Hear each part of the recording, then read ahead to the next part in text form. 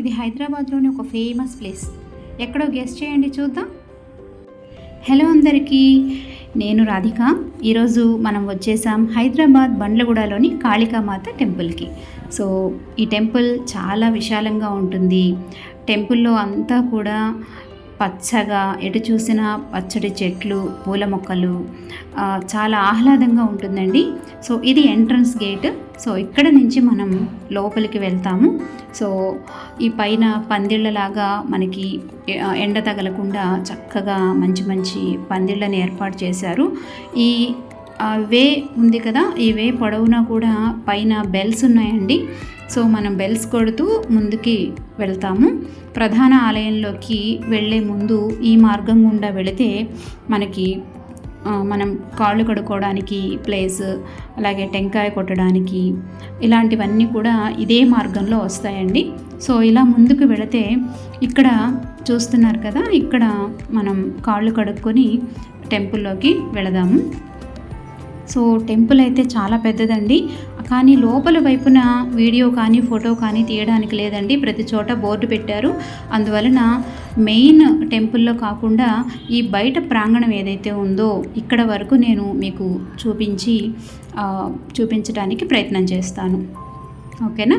So ఇక్కడ కాళ్ళు కడుక్కొని మనం ఇక్కడ నుంచి లోపలికి వెళ్దాం. మా వారు పాప కూడా చక్కగా కాళ్ళు కడుక్కొని లోపలికి వస్తున్నారు.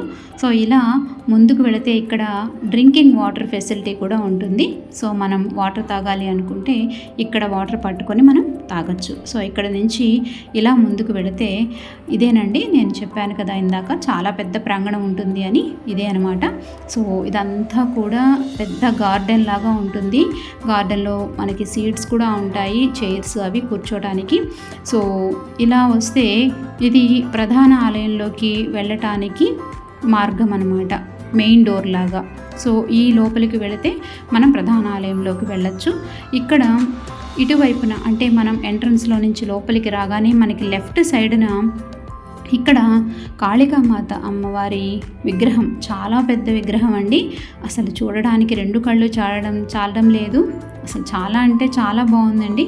సో ఈ విగ్రహాన్ని చూసి ఒక్కసారి అలా అమ్మవారిని నమస్కరించుకొని అలా నిలబడితే కళ్ళలో నీళ్ళు వచ్చేసాయన్నమాట. సో అంటే చాలా బాగుంది. అక్కడ అంటే అమ్మవారిని చూసినప్పుడు అదొక రకమైనటువంటి గూస్ బంప్స్ అంటారు చూసారా. సో అంటే ఆలయం లోపల చాలా శక్తి ఉంటుంది కదండి. సో అలా అనిపించింది అనమాట. సో అక్కడ నుంచి ఆ పక్కనే అమ్మవారి పసుపు కుంకుమలు ఉన్నాయి అక్కడ. సో అక్కడికి వెళ్ళి అమ్మవారి పసుపు కుంకుమలని కూడా తీసుకొని అలంకరించుకోవడం జరిగింది. అండ్ అక్కడ నుంచి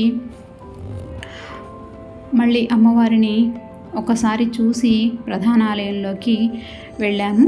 సో అమ్మవారిని ఎంతసేపు చూసినా తనివి తీరదు కదండి. సో అందులోనూ మేము వెళ్ళింది శుక్రవారం పూట. సో జనాలు చాలామంది ఉన్నారండి.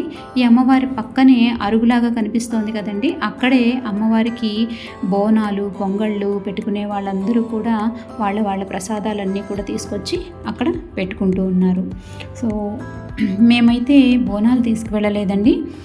ఫస్ట్ టైం రావటం ఈ టెంపుల్కి. సో అమ్మవారిని దర్శించుకోవాలి అని వచ్చాము.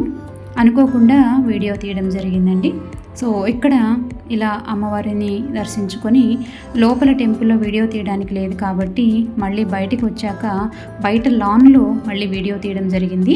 అక్కడ మీకు కనిపిస్తున్న గోపురాల్లో లోపల వైపున గోపురం కనిపిస్తుంది కదండి, అదే ప్రధాన ఆలయం.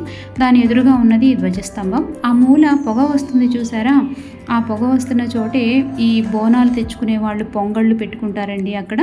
సో వంటలు అక్కడే మనం ప్రిపేర్ చేసుకొని నైవేద్యానికి పెట్టచ్చు అనమాట. అలాగే నాన్ వెజ్ చేసేవాళ్ళు కూడా సపరేట్గా ఉంటుంది. సో వెజ్కి నాన్ వెజ్కి అక్కడ చేసుకొని పొంగళ్ళు పెట్టుకోవచ్చు.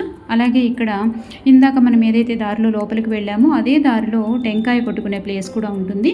లోపల అమ్మవారికి మనం టెంకాయ, పూలు, పండ్లు అక్కడ చూపించి ఇక్కడికి తీసుకుని వచ్చి ఇక్కడ టెంకాయ కొట్టుకొని తీర్థం అది తీసుకొని బయటకు వస్తామన్నమాట.